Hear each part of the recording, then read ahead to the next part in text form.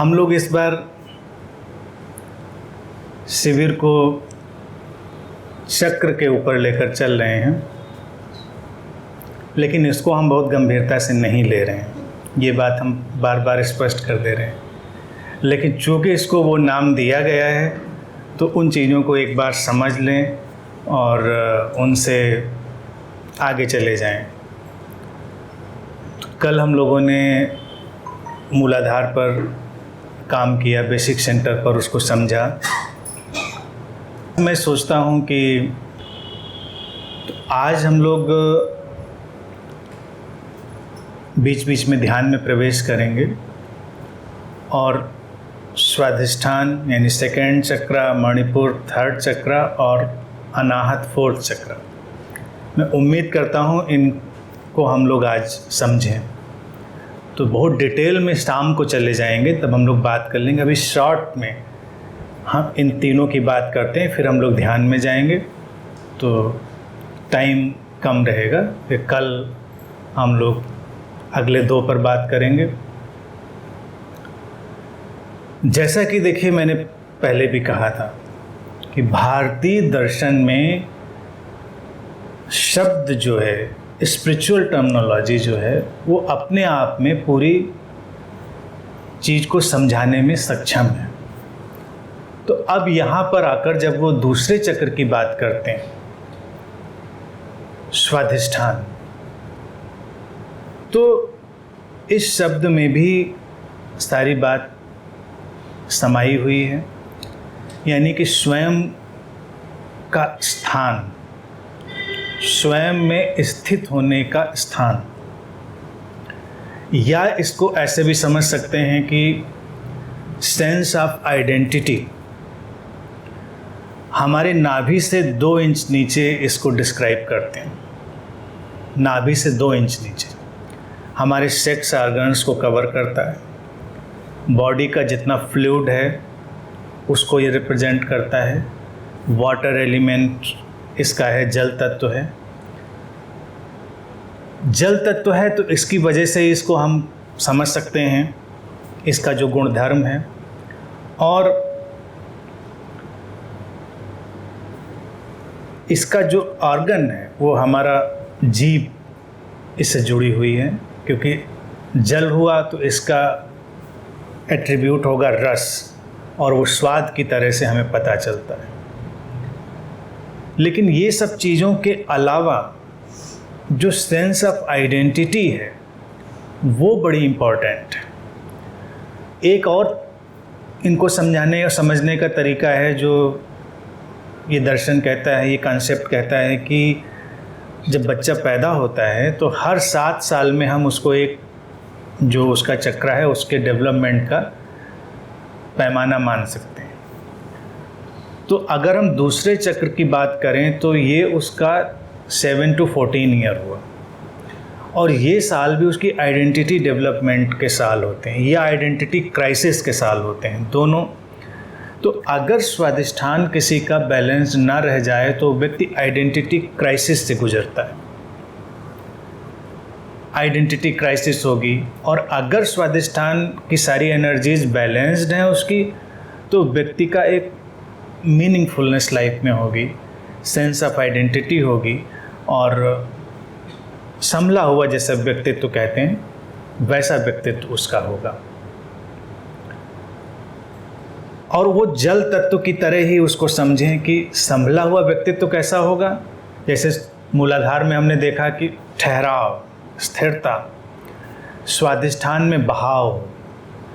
ठहराव तो अंदर है, क्योंकि ठहराव पर ही बहाव है, यानी जो नदी है उसके नीचे तो कुछ है ना जिसके ऊपर वो बह रही है, उसकी तलहटी जो है, उसका जो बॉटम है उसके ऊपर ही उसका फ्लो है। तो ठहराव तो पहले आना ही आना है, और उसके बाद आना है बहाव। जीवन में फ्लो होना चाहिए, फ्लो से ही आएगी फ्लावरिंग। फ्लावर कंटेन्स फ्लो, और अगर यही पानी रुक जाए, बाउंड्रीज में कंटेंट हो जाए, तो सड़ने लगता है, बेकार होने लगता है। स्वाधिष्ठान में जो सबसे बड़ी समस्या है वो यही है कि जब व्यक्ति कन्फाइंड होता है किसी भी तरह से, उसकी आइडेंटिटी को घेरा जाता है, तो उसका व्यक्तित्व तो सड़ने लगता है। यहीं से कल्टलेस की शुरुआत होती। कोई भी कल्ट, कोई भी संप्रदाय, कोई भी धर्म, कोई भी विचारधारा हमारे ऊपर बाउंड्रीज खींचती, हमको बाउंड्रीज में कंटेन करती। अगर वो ज़्यादा कंटेन कर ले तो हम तालाब जैसे हो जाते हैं और धीरे धीरे फिनिश होने लगते। तालाब में भी पानी तो दिखता है, तालाब छोटा हो या बड़ा हो, पॉन्ड छोटा बड़ा हो सकता है, लेकिन होता वो तालाब ही है। वो देर सवेर सूखेगा, देर सवेर उसकी समस्याएं बढ़ेंगी। नदी जो बहती है उसमें भी बाउंड्री है, लेकिन वो ओपन एंडेड बाउंड्री है। दो तरफ से बाउंड्री है, यानी दो किनारे हैं जिनके बीच नदी बहती। वो किनारे भी हटा लें तो बहाव नहीं होगा फिर। तो इस जगह पर, स्वाधिष्ठान पर हम कॉन्सेप्ट्स का, विचारों का किनारों की तरह सहयोग लेते हैं। हमको बहने के लिए भी किनारा चाहिए, इसलिए हमको खड़े होने के लिए भी एक आइडेंटिटी चाहिए। तो जो लोग स्पिरिचुअली एक चीज़ समझने की कोशिश करते हैं, ईगो लेस हो जाना है, तो पहले होना चाहिए किसी चीज़ का, तब उससे लेस हुआ जाएगा। जो है ही नहीं वो ख़त्म भी क्या होगा। तो ईगो ईविल नहीं है, जैसा कि हर स्पिरिचुअल पर्सन को लगता है ईगो फ्री होना है, ईगो से मुक्त होना है, अहंकार से मुक्त होना है। तो अहंकार से जब मुक्ति हो जाएंगे तो आपकी लाइफ में कुछ बचेगा ही नहीं। You are the ego. हम हर कोई, हम एक किस्म का अहंकार ही हैं। अब इसको थोड़ा सा बहुत सरलता से ये समझें कि एक अहंकार है, ईगो है किनारों की तरह। सेंस ऑफ आइडेंटिटी जो हमारे किनारे हैं उनकी तरह से, तो वो हमको बहाव देगी। और एक ईगो है कन्फाइनमेंट की तरह, यानी कि उसमें आइडेंटिटी के अलावा आइडेंटिटी सॉलिडिफाई होने लगती है, आइडेंटिटी और सॉलिड होने लगती है। भाई अभी तो हम जब विकसित हो रहे हैं तो एक आइडेंटिटी चलती है। आप घर में पैदा हुए तो एक आइडेंटिटी मिली, आप एक जगह हैं, कुछ पढ़ रहे हैं, लिख रहे हैं, आपको लगातार एक आइडेंटिटी मिल रही है, लेकिन आप वही तो नहीं हैं। ये तो बिल्कुल क्रिस्टल क्लियर है कि हम वही नहीं हैं। लेकिन हमारा हर religion, political idea, cultist idea ये चाहता है कि हम वही ही हो जाएं। तो वो हो जाएगा टोटल कन्फाइनमेंट ऑफ ईगो। तो ईगो से जो फ्रीडम है, it is not total freedom from the ego, it is freedom from the confinement of the ego, but support remains. यानी कि जो किनारे की तरह सपोर्ट है वो रहेगा, आइडेंटिटी तो रहती है। यानी कोई भी दुनिया में अवतार पैदा हुआ हो, बुद्ध पैदा हुआ हो, दुनिया का कोई भी गुरु पैदा हुआ हो, अगर हम उसकी तरफ देखें तो उसकी एक आइडेंटिटी है जो उसको अलग बनाता है। तो हम क्या कह सकते हैं, सब कलरलेस थे। यानी जो लोग कहते हैं कि वो एक हो जाते हैं, कोई भी गुरु या कोई बुद्ध होता है वो एकाकार हो जाता है उस विराट से, लेकिन सब एक ही जैसे तो नहीं हो जाते। सब बिल्कुल यूनिक हैं, अलग हैं, सबका तरीका अलग है, स्टाइल अलग है, उठना बैठना, बोलना, देखना, और विचार जो है ना, बातें हैं वो तो मिलती जुलती होंगी। तो स्वाधिष्ठान से शुरू होती है हमारी आइडेंटिटी की जर्नी। आइडेंटिटी की जर्नी में कई चीज़ें आएंगी। तो इस कई चीज़ों में जो सबसे शुरुआती गुण आएंगे वो आएंगे हमारे भय के गुण और क्रोध के गुण, मोह के गुण। ये सब नेगेटिव हैं अभी। तो स्वाधिष्ठान जो है ये भय, क्रोध, मोह इन सबको पैदा करता है। यही हमारी पहचान में भी बनते हैं। यानी कि हम अगर आइडेंटिटी लेस हो रहे हों, घर परिवार में बच्चे को पहचान न मिल रही हो, तो उसको भय पकड़ता है, क्रोध पकड़ता है। मोह का मतलब हम हर चीज़ को पकड़ना चाहते हैं कि ये मेरा है, ये मेरे माँ बाप हैं, मैं हिंदू हूँ, मैं मुस्लिम हूँ, मैं जो भी वटेवर हम ये हो। तो वो मोह ये है कि मोह से वो कुछ स्टेबल बनाना चाह रहा है। फिर इसी से आती है हमारी सेक्सुअल डिज़ायर्स का एक्सप्रेशन। अब सेक्सुअल डिजायर्स के कई एंगल हैं। एक एंगल क्रिएटिव है और एक एंगल यही भय, क्रोध, मोह, इन सब में ले जाने वाला है कि आप अपने को एक्सप्रेशन दे सकते हैं, किसी के साथ जुड़कर भी आपको एक आइडेंटिटी मिलती है। जैसे आप सेपरेट हैं तो जब दो लोग मिलते हैं, यानी अपोजिट सेक्स भी मिलें, स्त्री पुरुष मिलें, तो उनको एक सेंस ऑफ आइडेंटिटी नहीं मिलती है। अभी वो जैसे आइडेंटिटी लेस, फेस लेस से जी रहे थे। तो जो ये और टीन एज में ये बहुत ज़्यादा पकड़ता है, इसीलिए टीन एज रोमांस जो होता है बिल्कुल घातक हो जाता है, क्योंकि वो आइडेंटिटी ऐसी चस्पा होती है व्यक्ति के ऊपर कि छुड़ाए नहीं छूटती, वो सुपर ग्लो की तरह से चिपक जाती है, फिर व्यक्ति का चेहरा ही फट जाता है उसको छुड़ाने में, ये मुश्किल हो जाती है। क्योंकि अभी तो उसको लगता था कि आई एम फेसलेस, कोई मिला जिसने उसको एक पहचान दी, अब वो पहचान तो किसी और की नज़रिए से, निगाह से हमको लगा कि हमको पहचान मिली। तो दैट इज़ अट्रैक्शन। अट्रैक्शन ना सेक्सुअल उसमें फंडामेंटल है, ना अट्रैक्शन किसी के साथ संबंधित होने का है, मित्रता का। अट्रैक्शन है आइडेंटिटी के पैदा होने का। किसी से मिल के आपको एक आइडेंटिटी मिली, मैं भी हूँ, मेरा भी वजूद है दुनिया में, मैं भी एग्जिस्ट करता हूँ, मेरे होने का भी कोई मायने है। किसी के ऊपर फ़र्क पड़ता है मेरे होने या ना होने से, ऐसे तो आपको लगता है क्या फ़र्क पड़ता है, मैं जिंदा रहूँ ना रहूँ। तो that is most important phenomena of Swadhisthana chakra. अगर पॉजिटिवली चलेगा तो यहीं पर सेक्सुअलिटी जो है वो क्रिएटिव और इमोशनल एक्सप्रेशन की तरह आगे जाएगी, और अगर वो डिस्टॉर्ट हो जाएगा तो आपको कबीर सिंह बना देगा।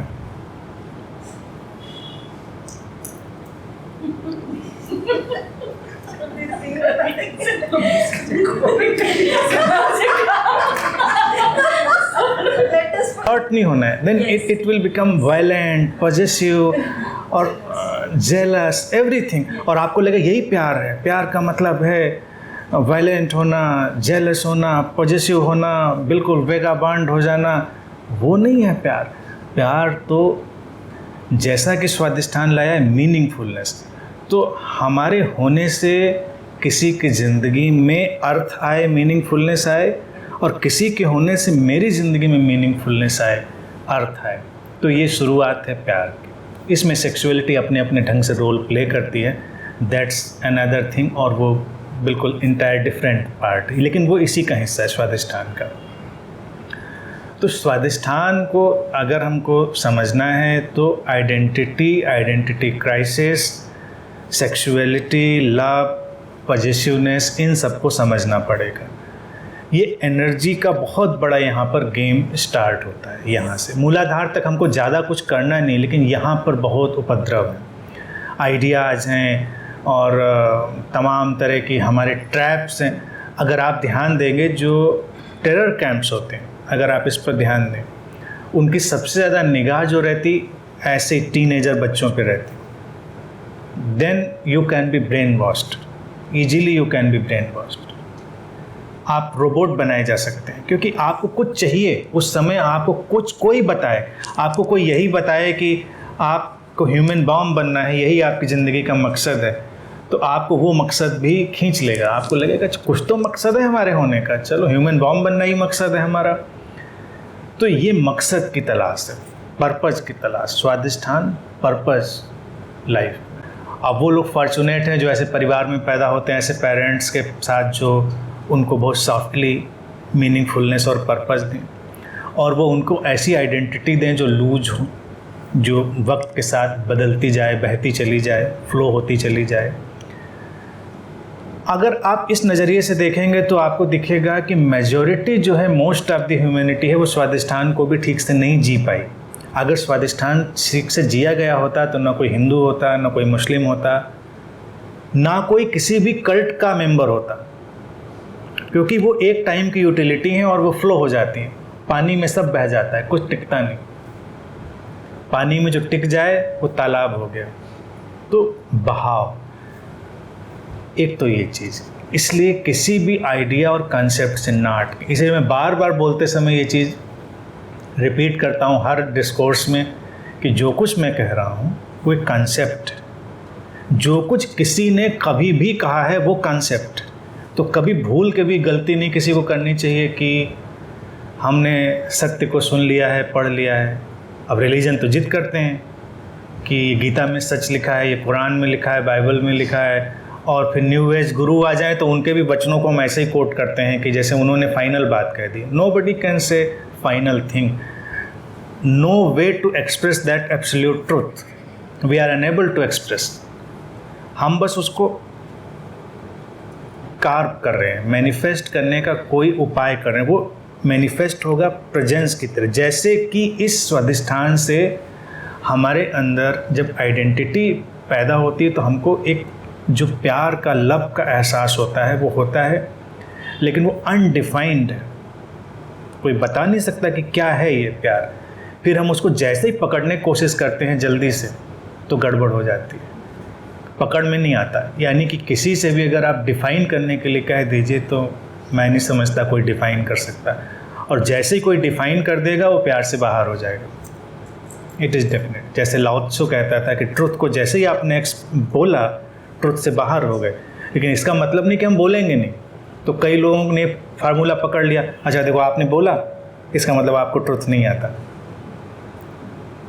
इस बात को अगर मैं भी बोलूं तुरंत कोई मेरे ऊपर भी यही कमेंट करेगा कि अरे ट्रुथ बोला नहीं जा सकता, वो इनएक्सप्रेसिबल है, लेकिन आपने तो बोला, इसका मतलब आपको ट्रुथ। प्यार नहीं बताया जा सकता, लेकिन प्यार को अभिव्यक्त करने के अनगिनत अनंत रास्ते हैं।